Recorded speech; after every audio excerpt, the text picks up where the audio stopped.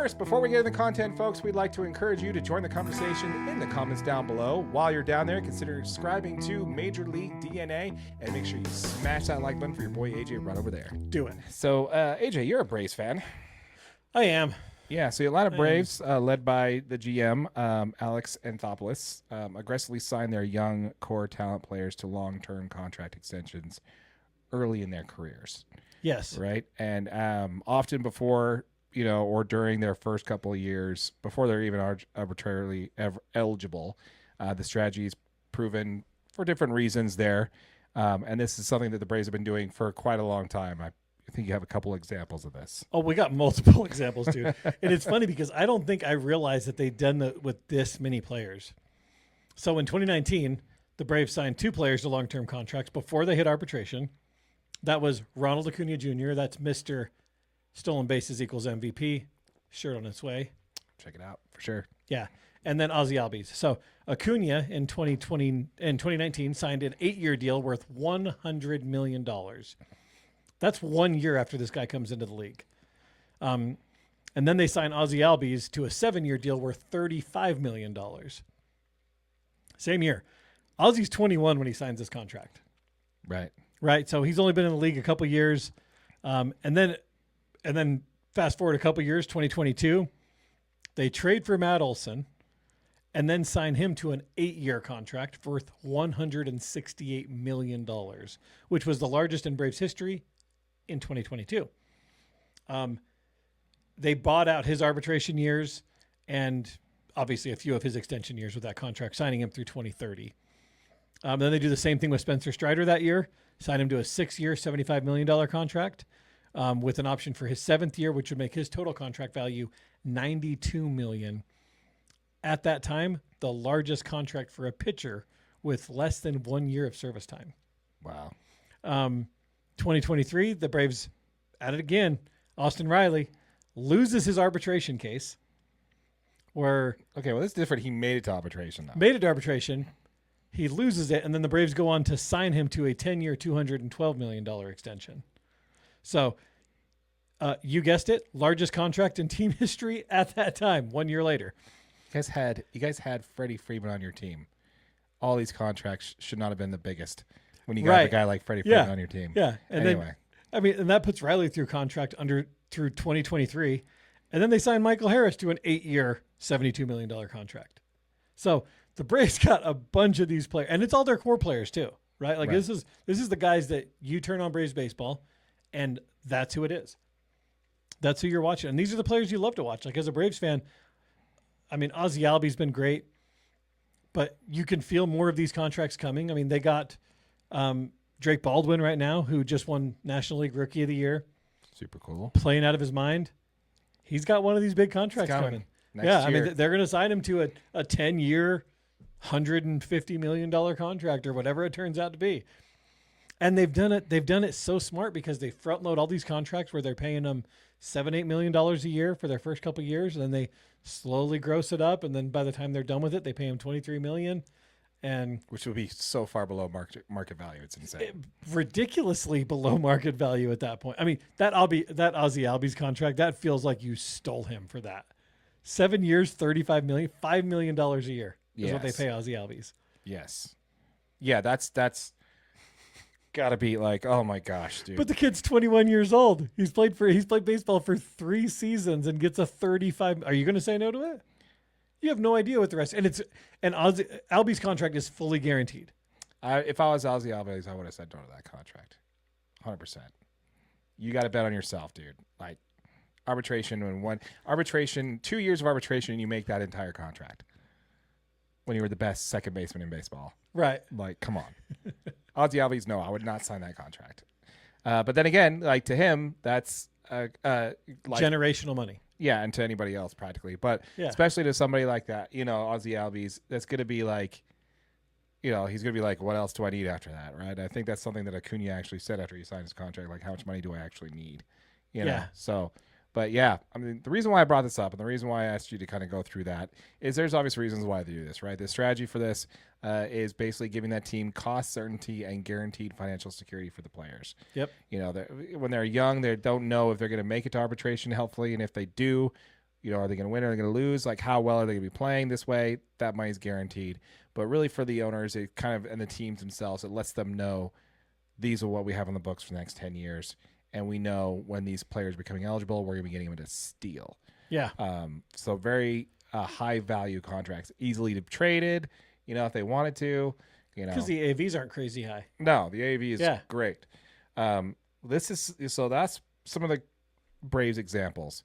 What we've been seeing over the last couple of years, AJ, is like this is getting a really crazy. Yeah. So we got Jackson Chourio, December of 2023. He signed an 8-year, $82 million contract, which is the largest ever given to a player before he's ever made a debut. Right? So Jackson Chourio, before he ever made a debut with the Brewers, signed an 8-year, $82 million contract. Set a record. And then you had Colt Emerson from the Seattle Mariners. He signed an 8-year contract back in March, worth $95 million a year, despite having 0 days of service time in Major League Baseball. Cooper Pratt from Milwaukee Brewers also signed in March 2026. He secured an 8-year, $50 million deal. That deal doesn't sound great. That's like a $7 million contract every year for an infielder, your top prospect. I don't know. I think that one's kind of like sure that's more there. like $5 million a year. Yeah, at that point you're like, not great. That's an Ozzy Albies contract, man. Yeah, so you're kind of wondering what's going on there. Yeah, absolutely. But then the biggest one that we've heard so far, and we'll get to another one here. But the one that jumped out to me the most was recently by the Pittsburgh Pirates. These guys have Paul Skeens on their team. Mm-hmm. Paul Skeens is on their team. Yeah. Reigning Cy Young Award winner. But no, they give Konnor Griffin. He signed a 9-year, $140 million contract before he ever made his MLB debut. And then today we had Kevin McGonigle, the professor. For those of you who know, you know. 17 games into his MLB career, signed an 8-year, $150 million deal with the Detroit Tigers. This is getting crazy, dude. Like, there is so much of this. Now, again, like we talked about, there's cost certainty and savings for the teams, right? There's reasons why they do this. You prevent future free agency. I think there's kind of like a little, service time manipulation. You don't have to worry about that anymore because you got a guaranteed contract. Like as a player, you don't have to worry about them keeping you down in the minors so they can get an extra year of control. There's a whole bunch of that stuff going on. But to me, man, none of that explains why this is happening so much this season. Is it just the impending lockout that everybody's talking about for why we're seeing so much of this year? I think lockout has something to do with it, and I think it is trying to keep up with the Joneses, and the Joneses are the Dodgers. Okay. I mean, you think about that though. Like what they're trying to do is lock up players early, get them under team control for as long as they can. It's pretty much all of these teams are making their bets early, pushing the chips in, locking them down, because if you push them in and you win, you reap the rewards, right? And if not, how much risk is there really for a team when you've got a player that's on a 5-year AAV annual contract? 5-year AAV? Sorry. $5 million a year AAV contract. You know what I mean? Like, right. Now, at the contract it's $17 million. Obviously, there's a little bit more risk there, but there's a reason, because you have a player that you felt that was worth the risk to reward on this player was a little bit higher. They've obviously proven something to you in 12 games or whatever that might be. So I don't know. I think it's good. I think it's good. I think them doing this with these players, I think it helps players know that they can go out there, play in 10 games and win a life-changing contract. So they're gonna go for it. They're gonna go. You're gonna get maximum effort from players. Where, if you go out there and you totally tank it in your first 10 games, But now, if you go out there and you ball out in your 10 games, you got a chance to win life-changing money. Yeah, and some of these prospects that aren't even in the league, haven't been to the league yet and signed these contracts, they have a slow start, doesn't matter. They're guaranteed their money anyway. Exactly. So they're not really going to worry about that. You want to hear my conspiracy theory on this one? I would love to. I think this is a play by the owners to reset the market. If all the future talent is underneath guaranteed contracts where everybody's making less than $20 million a year, when that next contract comes up and they're making, they're like, oh, now we're going to pay you $45 million a year instead of the $50 million, $60 million players, $60 million a year these players are getting now. Yeah. I think what they're trying to do is they're trying to say, hey, we're going to give you some money up front. It's a great point, though. And then the next contract, you're not going to get as much as for example, like we already agreed to pay you $100 million. Yeah. So your next contract where you sign for another 8 years and your AAV is $40 million. That's pretty good, right? That's a $200 million contract. But also you reset the arbitration too. There's no arbitration because. Well, but what I'm saying is arbitration values are now driving down way further because you have all these players playing in positions based off of what they're making, based on what all these other top players are making, and their AAVs are lower because they're backloading contracts. Yeah, because it'd be based off of cost I think per it's a war. good point. Yeah. Yeah, I honestly think that's what's going on here because the CBA is going to come in, something's going to change about it, and what they're trying to do is they're trying to reset the market, I think. And players aren't going to say no to $100 million before they even enter the majors. Absolutely not. I don't know who would. No. It would take somebody like a Juan Soto or a Ohtani or a Judge to be like, yeah, no, I'm going to free agency. This is, I'm that good. I know it. Yeah. Or a freaking Tarek Skubal who basically just walks in with his 2 Cy Youngs back to back and be like, you're going to pay me what I want. You'll pay me this or I'll find somebody that will. Yeah. Or, well, doesn't really have a choice there, but I don't know. If he doesn't agree to it, could he just sit out the year? No, he couldn't. He has to play. Oh, because he's under contract still. He's under contract. He's under his rookie scale contract. Yeah. So he would have to play, but I don't know. It's very interesting, man. To me, I think that there's a lot going on here, more than meets the eye here, that there's a lot of this going on this season in particular, and I think that there's reasons behind it. Let's just say that. Yeah. We want to hear from you folks. Let us know what your thoughts are in the comments down below when it comes to that. When you see these contracts, what are you seeing? I got a comment here from Greg Hawkins, channel legend. Every ball club has slightly different talent strategies. It's pretty cool to see the Braves have a good system going. For sure they do. Go Braves. We got this nice little comment here. Dodgers are playing a good game against the Mets right now. Kim just hit a 2-run bomb. Nice. It's nice to know he's playing well, now he's coming out, but not looking over his shoulder. Speaking of hitting bombs, let's go ahead and move on over and talk a little bit about, actually, we're going to talk about the Dodgers, AJ. Yeah, let's do it. So I got a question, Darren. Yeah. When you think Dodgers, you think Shohei Ohtani, one of the greatest to ever play the game, right? You think Freddie Freeman hitting a game-winning grand slam. Twice. I mean, one of those wins, a World Series game. You think Mookie Betts. You think big-name signings, Kyle Tucker, right? Ridiculous pitchers. It's so funny when Kyle Tucker, you're just like, he's such a footnote, but he's making $60 million. Right, but that's what I'm saying, right?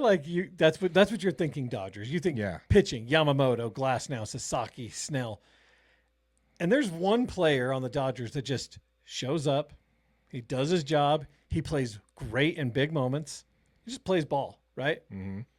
So Max Muncy is a career .229 hitter. He hit 19 home runs last year, 67 RBIs. Had a great year, 367 OBP. His WAR was 3.6. This guy's a great player on a great team.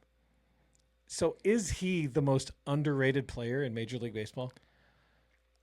Context matters for everything. We got to make a shirt out of that, because I think for a lot of the time when we talk baseball, that's my first line is context matters. In this context, absolutely, I have to agree with you that I think Max Muncy is easily the most underrated player in Major League Baseball for a few reasons, right? So Max Muncy was picked up off the scrap heap by the Oakland Athletics. Yeah. Fun fact here. Do you know who the Oakland Athletics have on their team? Max Muncy. Yes. Yeah. They have a player named Max Muncy. They have the same birthday, too. They got a thing. Yeah. Just they have the same birthday. That's really weird. I think that's really, really weird. But yeah, so what we have here again is Max Muncy. To me, is the most underrated player in Major League Baseball. He signed a minor league contract to join the Dodgers after making some swing changes there. He played a whole 2 seasons with the A's. In those 2 seasons combined, he hit 5 home runs, had an OPS plus of 70, which 100 is major league average. If you're so 70, and he had 17 RBI in those 2 seasons with the A's. Since joining the Dodgers, AJ, he's had 213 home runs, third most in LA franchise history, with an OPS plus of 128 and 591 RBI with the Dodgers. 2-time All-Star and also 3-time World Series champion. He has the franchise record for most postseason home runs at 16. He has the franchise record with most postseason walks at 60. This season, AJ, he has 3 games where he has 6 RBI or more, 3 multi-home run games, and 2 games with 7 RBI and 2 grand slams this season. Right. So based off of that, let's go ahead and take a look at his salary, okay? I want to talk about, let's see here. When it comes to, you're controlling my tablet somehow. That's pretty crazy. So basically when it comes to Major League Baseball, right, your value is based off of, millions per WAR. Right. Okay. So you mentioned there that last season, the 2025 season, he had a 3.6 WAR, which actually was a down year for him, by the way. Yeah. Yeah. Not even his highest WAR. Yeah. Not even his highest WAR. Okay. So now the Google machine says the WAR is up to 9 million per WAR now. So based off of that 3.6, okay, 9 WAR. 27. So he's making about 27 million this year, right? Yeah, I mean a little higher. I mean with 3.6, he's more like 34. Yeah. So let's just say it's the 26, right? Let's just say on average, let's say conservatively, it's much lower. The WAR is much lower. 2025, you know how much money he made last season? 5 million. 14 and a half. Okay, So that's a lot more than 5. 14 and a half. So he made 14 and a half million last year, but you just said even on a conservative number, it should have been 27. Yeah. 2024, what was his WAR? If we look at his WAR from 2024, his WAR in 2024 was, let's see here, come on, man, Baseball Reference is driving me nuts. 2024, his WAR was 3.0. So it should have been like, again, 27. Yeah. You go to his salary, he made $9 million last year. $9 million that year. So he's making, based off his WAR productions, he's making a third of what he actually is. Now, this is a guy who started off with the Dodgers as a second baseman. He tried to make it at second base, and then he became the Dodgers' first baseman, right? And then the Dodgers signed Freddie Freeman. He's like, okay, I'll play third. And so he's played second base, first base, third base. He's a natural first baseman, and now he's actually probably one of the better third basemen in baseball right now. If a ball gets hit to him at 110 miles an hour, I'm not flexing. I'm just like, this guy's good. He's got it, right? This guy has said multiple times on Foul Territory, he's interviewed like every couple of weeks there. He's like, as long as I'm on this team, I'm okay. Right. Yeah. Why wouldn't you be? He understands what it means to be a Dodger. He understands what kind of situation he's in. He's like, I get to play with this wonderful organization, this beautiful city. My family loves it here. They've always treated us well. Yeah, I could go sign, in Minnesota or somewhere and make 20 million a year, but I'd rather make 10 million and stay here, and that's exactly what he's making this year is $10 million basically. So yeah. And then he's also got 2 more years, a $7 million team option next year, and then another team option after that for $10 million that year. I bet you they pick them both up. You'd be insane not to. Yeah. Until this guy has a drop off, it's absolutely insane. But yeah, so that's just Max Muncy, man. And just talking about how he actually had a 3 home run game the other day. And this, it's not Shohei Ohtani doing walk-off home runs and winning games in the extra innings or bottom of the ninth. It's not, Kyle Tucker or Will Smith or any of these guys. It's freaking Max Muncy and Andy Pages. Like, these are players that are going out there and winning games. Coming out swinging too. So imagine how good this team's going to be once the actual top of half of the lineup is actually performing the way they should. Right. It's going to be pretty crazy. Yeah. Pretty crazy. I like some of the comments here you threw out here. Greg Hawkins, you're just naming Dodger players, I think is what you're doing here. Kyle Tucker. Yeah. And Will Smith. Gotta love those guys. I like Will Smith. Will Smith is a legend. He's actually one of those players that are just like that contract. We signed him to a 10-year, $100 million contract. He's making less than $20 million a year. And he's like easily the best catcher in baseball. Come at me, man. Kyle Raleigh, sure. But who was the one who got all the starts and actually got hits in the WBC? It wasn't Kyle Raleigh. It was Max Muncy. No, it was actually Will Smith. Will Smith, not Max Muncy. Will Smith that got those starts. Had a better WBC, and I think he's a better overall catcher. Isn't watching. Yeah, a little bit. It is a little frustrating watching him. I'm not seeing him ground out to first. I'm just seeing him fly out to like center field a lot. So, but yeah. Anyway, so yeah, that's just something we want to talk about when it comes to the Max Muncy there. I see him as being one of the most underrated players in baseball. We'd love to hear from you in the comments down below. Let us know what your thoughts are in regards to that. We had one other thing we want to talk about on baseball here. Let's go ahead and get into it. What we wanted to do is talk about, let's go ahead and throw this back up here, AJ. Get this back up. We're going to share our screen here, and there are 8 new City Connect jerseys in Major League Baseball this year. Yes. Now, we want to go through, I'm going to throw up all of them here, but what we're going to do is we're just going to do our top 3 because I think we're kind of running a little long here. And I want to get to our random ones here. Yeah. So, we got all of them up here. The teams that have them are the Atlanta Braves, Baltimore Orioles, Cincinnati Reds, Kansas City Royals, Milwaukee Brewers, Pittsburgh Pirates, San Diego Padres, and the Texas Rangers. All of them have City Connect jerseys. Give me your third favorite and why. Third favorite is probably the Braves jersey. Braves jersey, okay. Coming from a Braves fan, that's probably my third favorite. That is a beautiful jersey. I love the throwback. And it goes back to the 1980s. The ATL script. Those are just clean, dude. I mean, the cursive, the powder blue you can't beat. Yeah. So, I love the block ATL on the sleeve like you just showed. Love the A on the hat too. That's the I'm planning on ordering one of the throwback A hats because they're so sick. So they are. Third favorite jersey, got to be the Braves. Okay. Believe it or not, that's my third favorite. I actually thought it was going to be much higher for you. Yeah.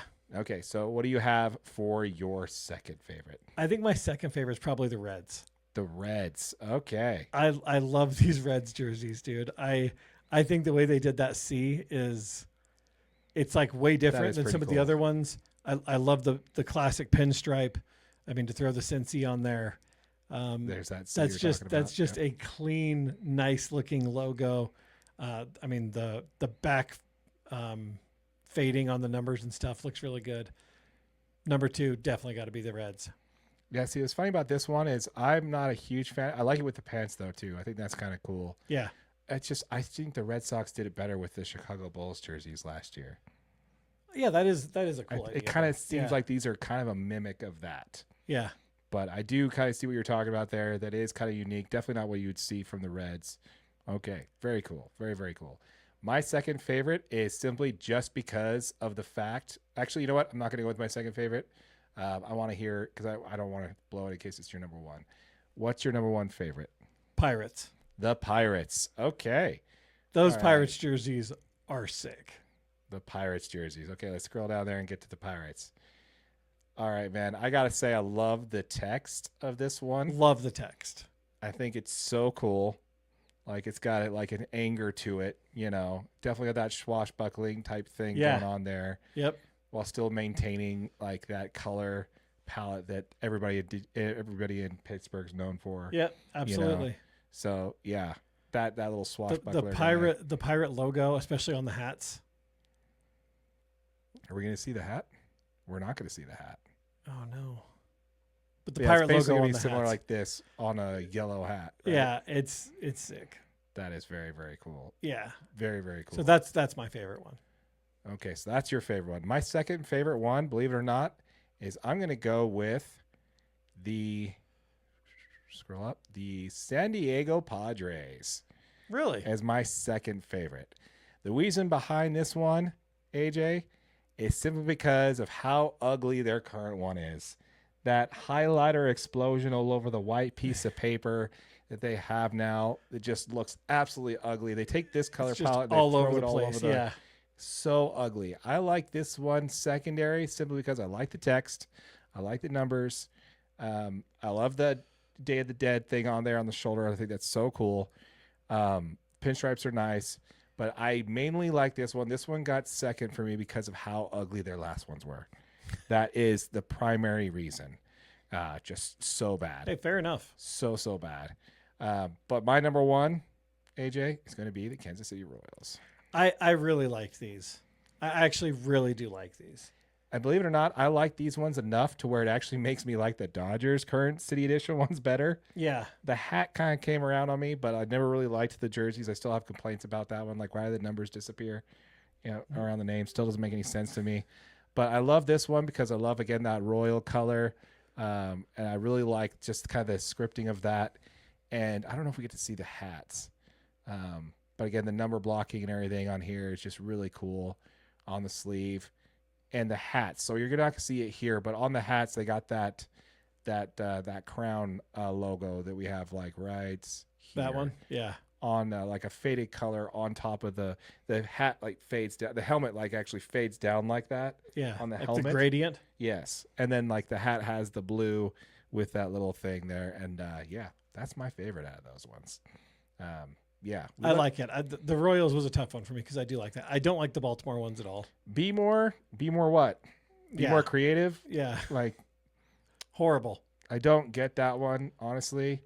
And like the other one that I'm kind of not, I think this is kind of cool for the Brewers at Wisconsin, because they already are Milwaukee. So the city edition and they're going to do that. But like what's Brewers about this? I don't really like There's that one. There's nothing Brewers about that jersey. Yeah. And the Texas Tejas, I understand what they're doing there with kind of like a Spanish alternate thing there. That's cool. But yeah, just going all it's red for me. Yeah. Like all red, like there's so much more you could have done with that. I'm just not a fan, for sure. Not a fan. But yeah, we want to know what you think, folks. Let us know what your thoughts are in the comments down below. Which one was your favorite alternate jersey? We've got a couple here from Greg Hawkins we want to jump into real quick. Let's see here. First one from here is like, I think the Brewers have the best one. Okay. The Wisco one. He likes the Wisco. I like the scripting. The scripting's a bit familiar. But the color combination's kind of cool. I like the W on the hat. That's kind of cool. But yeah, so this one here, I love the rainbow lettering on the Brewers jersey, touching an homage to the city fans and the love for the LGBT culture. I didn't see that. I didn't notice that either, actually. We have to go down and check it out. Are they not in here? Did we skip past it? Oh, there it is. Oh, yeah, the gradient on the numbers. Check that out. That's cool. I did not know that. Yeah, I didn't notice that. Still my least favorite. The Pirates, Greg. Them Pirates jerseys, though. Yeah, that's pretty cool. Yeah, that's pretty cool. I never see that here. Let's do a quick share so you can show it. Yeah, I didn't notice the color gradient there. Very cool. Very cool. All right, before we get out of here, we have a couple of things we want to talk about. AJ, what is your baseball comment of the week? What's your story of the week you wanted to bring up? So this is did you see that on Monday we had 9 players hit 2 home runs in a single game? Oh my gosh. Yeah. This is nuts. And it just happened to be 2 of them playing in the same game. Yeah. Aaron Judge and Mike Trout just happened to have a home run derby in the middle of a baseball game. That game was probably going to go down as one of the best regular season games of all time. Crazy. Yes. Crazy game. Yeah. Yeah, those guys just going back to back at yeah. it. Like, yeah, here's a 2-run bomb. Here's a solo home run. Yeah. Here's a 2-run bomb to tie it up. Pretty cool. So crazy. That's not even the most home runs ever hit in a single day. Back in 2019, 10 players had 2-run home runs in a single day, but that was played over 15 games. The 9 players that hit 2 home runs in a single game was played over a 10-game period. Wow. So this is the most home runs to games played in a single day in a percentage base. That is crazy. Yeah. Okay, so I got 2 that I want to bring up. Like, and you tell me which way you want to go on this one. Okay, I'm ready. Do you want like a Hollywood feel-good story, or do you want like, oh my gosh, I can't believe they didn't do that story? Hollywood feel good. Okay. Yeah. All right. So let's go back to the 2025 World Series, if we must. I know, gosh, it's going to be tough for me to talk about. Darren, bring back up the World Series again. How would it be to be a Dodgers fan? I think I'd have to actually bring it up for both stories. But the Dodgers had a pretty stacked starting rotation and a stacked bullpen, right? Yeah. But there's one very important piece to that bullpen that was missing, and that was Alex Vesia. Yeah. Alex Vesia was not part of the World Series. Even the Blue Jays relievers put his number 51 on their hats. Yeah. In a way to pay homage. We won't go into too much of it, but he, due to a family emergency, due to a loss of a child, he was not there for the World Series. Well, a couple games ago, AJ, and this I think was actually last game. It was last game. So not the one against the Mets today. It's the one prior. The Dodgers have a 2-1 lead, right? Off of a Kyle Tucker RBI single, dropped the ball in. Kyle Tucker got an RBI single. And, the Dodgers have this stacked rotation, right? They have, anyway, before we get into that, let's go ahead and talk about the game. Like you're laughing about over there. Sorry. So we have, the Dodgers, they have a healthcare workers appreciation night, right? Yeah. And so during Alex Vesia's time away from the team, he and his wife were at the hospital, and they had a bunch of doctors and nurses that were helping them out. Yeah. Alex Vesia put them in a suite at Dodger Stadium for this game. He has not seen these people since that incident that they had last year, right? But he puts them up in the suite. He brought them down. They got to be on the field before the game started and got to see some of the Dodger Stadium, some of the back behind the scenes stuff. These workers that were there for him and his wife that he hasn't seen since then. He got to put them up in the suite and everything, right? So very touching moment, right? That he's back in. Well, this is a close game, man. It's 1-1 going into the 8th inning. The Mets starter, I think his name is, he was one of our better pitchers from the WBC. Anyway, but it was also against Yamamoto. They both only gave up like one run. Oh, geez. So they were shoving, right? It was 1-1. And then in like the 8th inning, Kyle Tucker hit a little bloop single that scored an RBI. So the Dodgers are winning 2-1. The Dodgers bullpen, they have Edwin Diaz. He's our closer. We signed him to be our closer, right? Yeah. He pitched the day before. His velocity's down a little bit. Yeah, we'll set you down. They have Blake Trinan. They have Tanner Scott. They have all these great arms on that team, right? Yeah. No. It comes down to saving the game. They bring in Alex Vesia. And Alex Vesia goes out there and strikes out the side to end the game. All three? All three. No way. Strikes out the side on Healthcare Workers Appreciation Night, where the doctors and nurses that helped him out and his wife out personally were in a suite in the stands there the whole game.